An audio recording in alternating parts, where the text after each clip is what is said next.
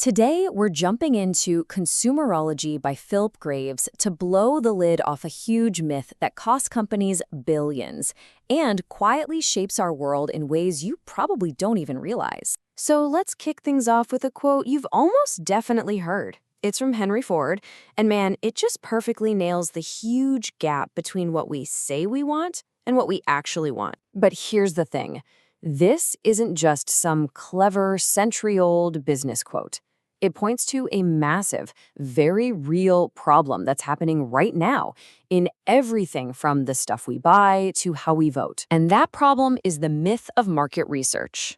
You know, all those surveys, polls, and focus groups we're told to trust?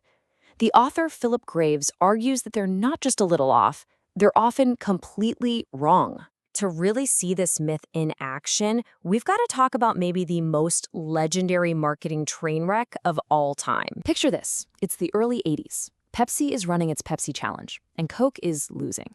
So Coca-Cola does the smart thing, right? They engineer a new, sweeter formula that, in their own blind taste tests, actually beats Pepsi.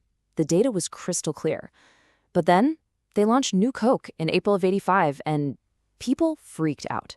The backlash was so immediate and so huge that less than 3 months later, they had to bring back the original stuff. And get this, the decision to launch New Coke wasn't some gut feeling. It was backed by $4 million worth of market research. $4 million.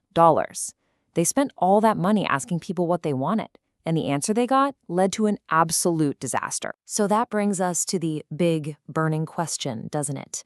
If they followed the data, if they did everything the research told them to do, how did it all go so spectacularly wrong? What happened between the taste test and the cash register? Well, the answer, at least according to Graves, is that inside our heads, we're not just one person. We've actually got two minds running the show. Okay, think of it like this. You've got your conscious mind. That's the part that talks. It's rational, it can explain its feelings, and it's the part that fills out a survey. It's the talker. But then you have the unconscious mind. This part is all automatic, emotional, driven by habit. It's the doer. And here's the kicker.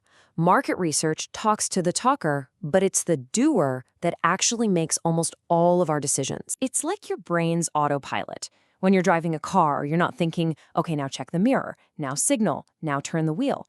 You just do it.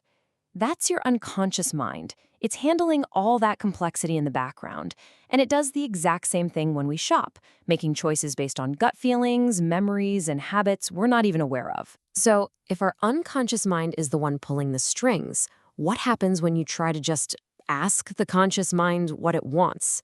Well, you get some really, really weird results. Check out this classic experiment. Researchers laid out 4 pairs of pantyhose, side by side. The key here? They were all 100% identical. Logically, you'd expect the choices to be pretty much random, right? But look what happened. The results weren't random at all. People overwhelmingly preferred the pair on the far right. It's called the position effect. Our unconscious brain is just drawn to the last thing in a series. But the best part? When they were asked why they picked it, they'd make up reasons. Oh, the texture's better, or this one feels more sheer. Their conscious brain was just making stuff up to explain a choice it didn't even make. And it gets even crazier. In another study, a wine shop played different background music on different days. Some days, it was regular top 40 hits. On other days, it was classical music. And get this. On the classical music days, people spent, on average, over 3 times as much per bottle. The music made them feel more sophisticated, so they bought more expensive wine. And if you ask them, nobody had a clue. It's not just a one-on-one problem either. It gets way worse in focus groups. You might think you're getting a real discussion, but what you're usually getting is groupthink. One confident person says something, and suddenly everyone else starts to agree, not because they actually believe it, but because, well, it's just easier. It's social peer pressure in a box. Okay, so if asking people what they want is totally broken, what are we supposed to do? How do we ever find out the truth? Graves says we have to completely change our approach. And this really is the whole point of the book, right here. You have to stop listening to the stories people tell themselves and start becoming a detective of their actual behavior. The answer is you gotta stop asking and start watching. Stop pulling people into labs and sterile focus group rooms. Instead, observe them in the wild, in their natural habitat. Don't ask them if they would buy new Coke. See if they actually pick it off the shelf when they're standing in a real store. So how can you spot the good research from the bad? Graves gives us this awesome, really practical checklist called EFFECT. It's 5 simple questions. A is for analysis of behavior. Is it based on what people did or what they said? F is for frame of mind. Were they in a natural mindset? E is for environment. Was it a real-world setting? C is for covert. Did they know they were being watched? And T is for time frame. Was the decision-making process natural?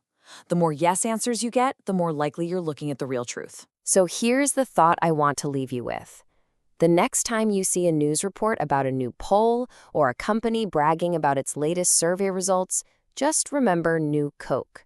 Remember those 2 minds. And ask yourself one simple, powerful question.